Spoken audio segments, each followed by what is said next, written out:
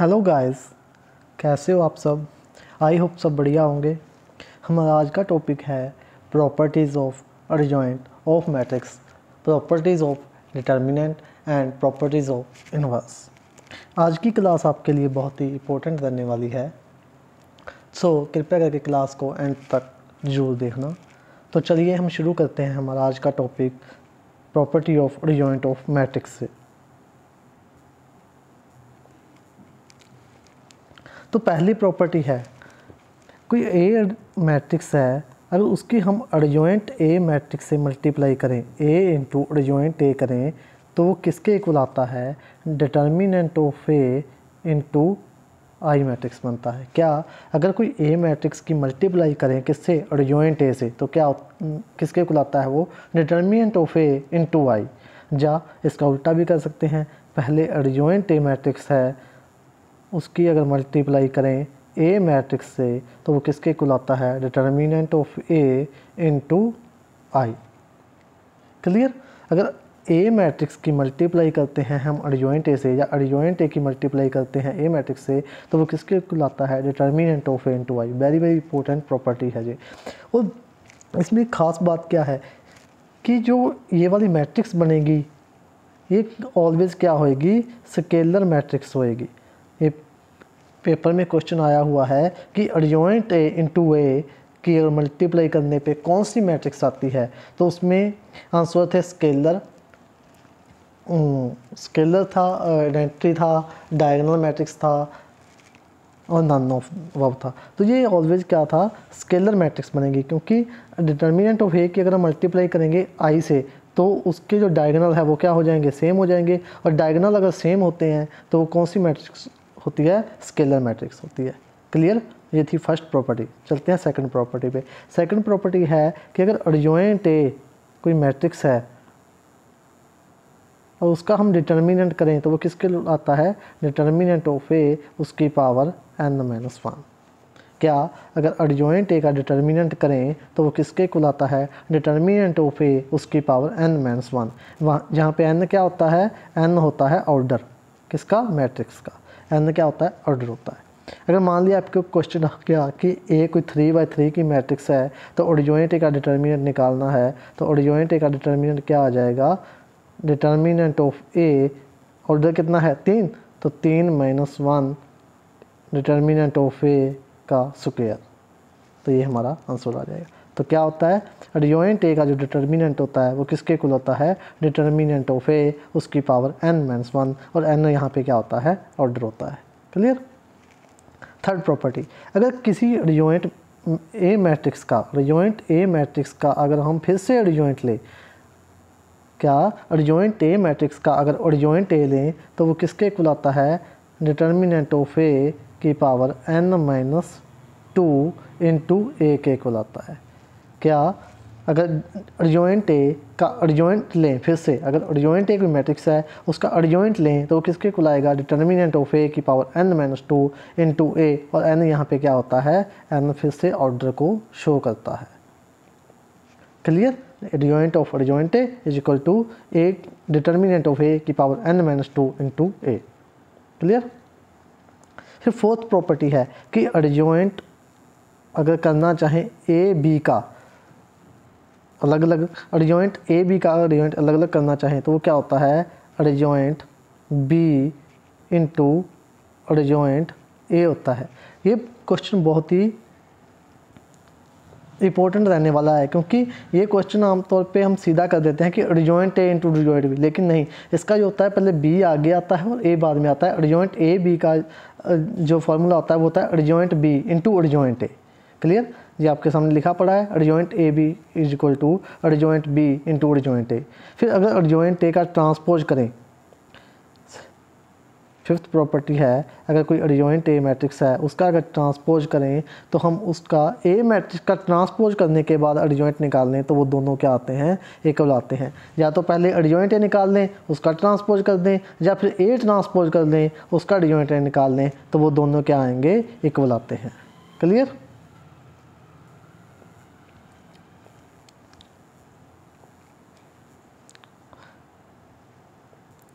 Next property है sixth property, अगर adjoint के ए है, क्या एडजॉइंट के ए, यानी कि कोई ए मैट्रिक्स का एडजॉइंट है और वो के स्केलर से मल्टीप्लाई है, अगर हम उस के को बाहर निकालना चाहें तो वो के कैसे, ऐसे सीधा ही के नहीं बाहर आएगा कि एडजॉइंट के ए है तो हम क्या लिख दें उसको के एडजॉइंट ए, ऐसे नहीं लिख सकते। तो के कैसे बाहर आएगा, के बाहर आएगा के एन माइनस वन, यानी कि उसकी एक पावर कम हो जाएगी। एन यहाँ पे क्या होता है ऑर्डर टू में एडजॉइंट ए, तो के क्या आएगा बाहर, उसका ऑर्डर की पावर एन माइनस वन लेके बाहर आएगा, यानी कि ऑर्डर में से एक पावर कम बाहर आएगी किसकी, के की। अगर हम एडजॉइंट के ए निकालना चाहें तो क्या आएगा, एडजॉइंट ए इंटू के एन माइनस वन, एन यहाँ पे क्या होता है मैट्रिक्स का ऑर्डर होता है। क्लियर। फिर आइडेंटिटी मैट्रिक्स का अगर एडजॉइंट लें तो वो क्या होता है, आइडेंटिटी ही आएगा। अगर कोई आइडेंटिटी मैट्रिक्स है उसका हम एडजॉइंट लें तो वो क्या आएगा, आइडेंटिटी ही आएगा। फिर जीरो मैट्रिक्स का एडजॉइंट तो क्या आएगा, जीरो ही आएगा। एडजॉइंट जीरो मैट्रिक्स का क्या आएगा, जीरो ही आएगा। ये बहुत ही इंपॉर्टेंट क्वेश्चन है, एक मार्क्स के आने वाले कि ये पेपर में बहुत ही इंपॉर्टेंट रहते हैं ये वाले क्वेश्चन। फिर ए अगर कोई सिमेट्रिक मैट्रिक्स है तो एडजॉइंट ए भी सिमेट्रिक होएगा, ये क्वेश्चन भी आया हुआ है कि ए अगर सिमेट्रिक मैट्रिक्स है तो उसका एडजॉइंट ए क्या होएगा, तो उसका एडजॉइंट ए भी सिमेट्रिक होएगा। अगर ए कोई डायगोनल मैट्रिक्स है तो उसका एडजॉइंट ए भी डायगोनल होगा। अगर ए ट्रायंगुलर मैट्रिक्स है तो उसका एडजॉइंट ए भी ट्रायंगुलर होगा। अगर ए सिंगुलर मैट्रिक्स है, ए सिंगुलर मैट्रिक्स है तो उसका एडजॉइंट ए का जो डिटर्मिनेंट है वो क्या होएगा, जीरो होगा, क्योंकि सिंगुलर मैट्रिक्स का तो वैसे ही डिटर्मिनेंट जीरो होता है तो एडजॉइंट ए का भी डिटर्मिनेंट क्या होएगा, जीरो होएगा। सिंगुलर मैट्रिक्स कौन सी होती है, जिसका डिटर्मिनेंट जीरो होता है। तो अगर मैट्रिक्स का डिटर्मिनेंट जीरो है तो उसका एडजॉइंट ए का डिटर्मिनेंट भी क्या होगा, जीरो होगा। तो ये थी आपकी प्रॉपर्टीज़ किसकी, एडजॉइंट ऑफ मैट्रिक्स की। अब चलते हैं properties of determinant of matrix.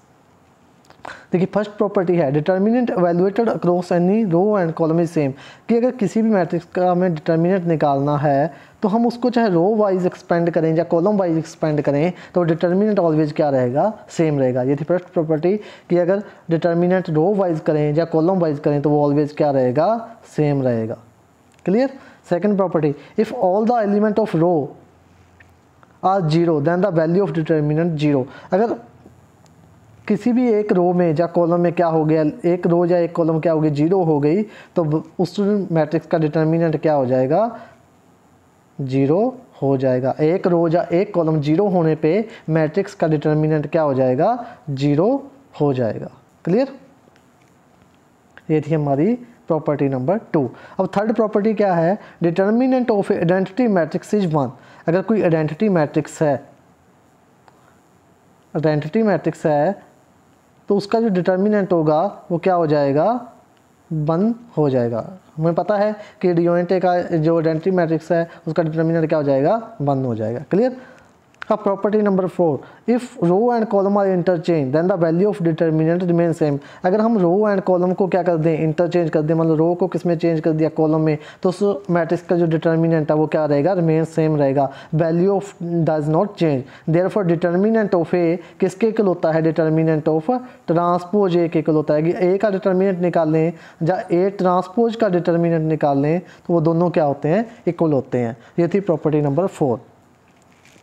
चलते हैं next property, fifth number property है हमारी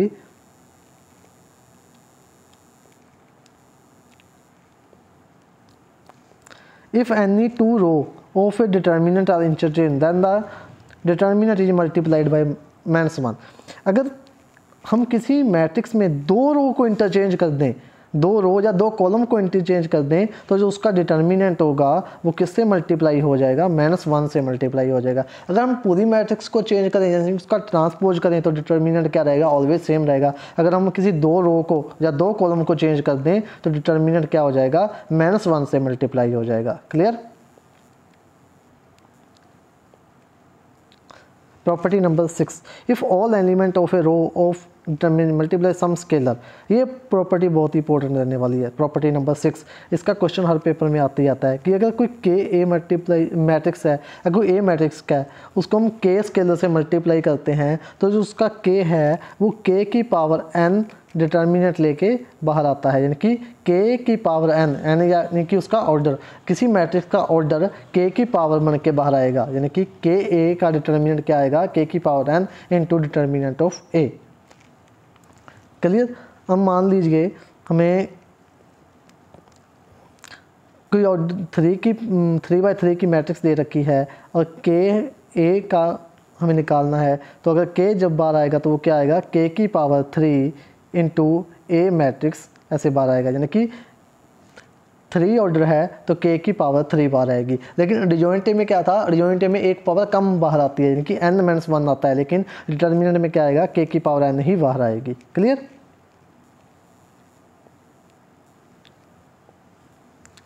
property number 7, if 2 row of a determinant identical, अगर कोई मैट्रिक्स है उसमें 2 रो एक जैसी हो जाएं या 2 कॉलम एक जैसे हो जाएं तो भी डिटर्मिनेंट उसका क्या हो जाएगा, 0 हो जाएगा। कोई मैट्रिक्स है अगर उसका डिटर्मिनेंट निकालना है और 2 रो या 2 कॉलम एक जैसे हो जाएं तो डिटर्मिनेंट क्या हो जाएगा, 0 हो जाएगा।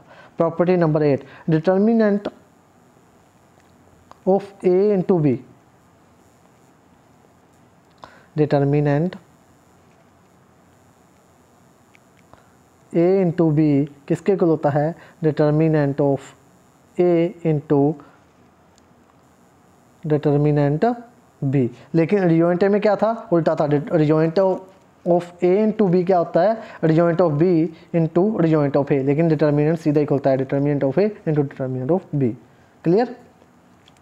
प्रॉपर्टी नंबर 9, अगर कोई ए की पावर n मैट्रिक्स है उसका हमें डिटर्मिनेंट करना है, जहाँ हम उस मैट्रिक्स का डिटर्मिनेंट करने के बाद पावर कर दें तो वो दोनों की वैल्यू क्या होती है, सेम होती है।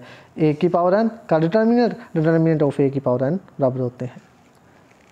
अगर ए इनवर्स मैट्रिक्स का उसका डिटर्मिनेंट क्या होता है, 1/a डिटर्मिनेंट होता है। ए इनवर्स का डिटर्मिनेंट क्या होता है, 1/a डिटर्मिनेंट होता है। ये प्रॉपर्टी नंबर 10 है आपकी। फिर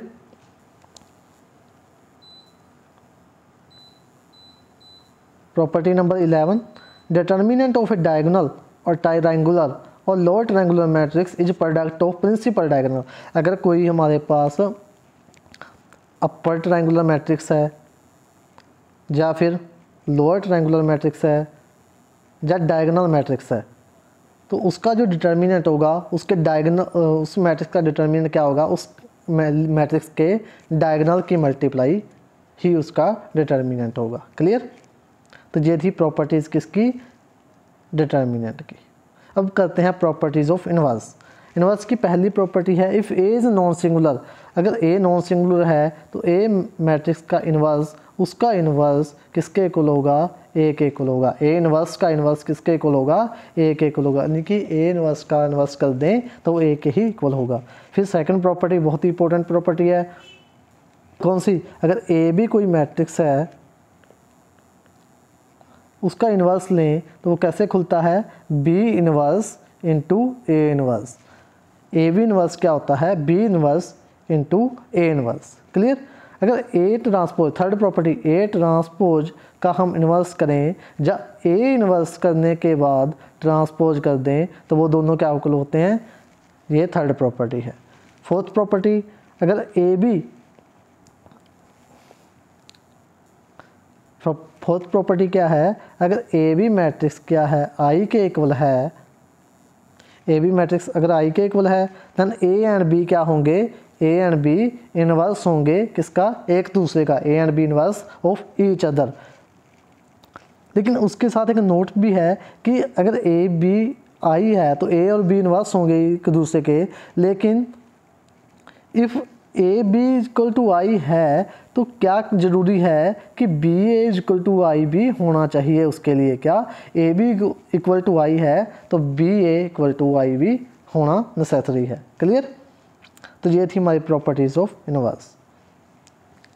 तो अगर हमारी वीडियो आपको अच्छी लगी तो वीडियो को लाइक ज़रूर करें, शेयर करें, कमेंट करें, और अगर आप चैनल पर पहली बार आए हैं तो चैनल को कृपया करके सब्सक्राइब करें, बेल आइकन ज़रूर दबाएं ताकि आने वाली वीडियोज़ के नोटिफिकेशन आपको मिल सकें। Thanks for watching.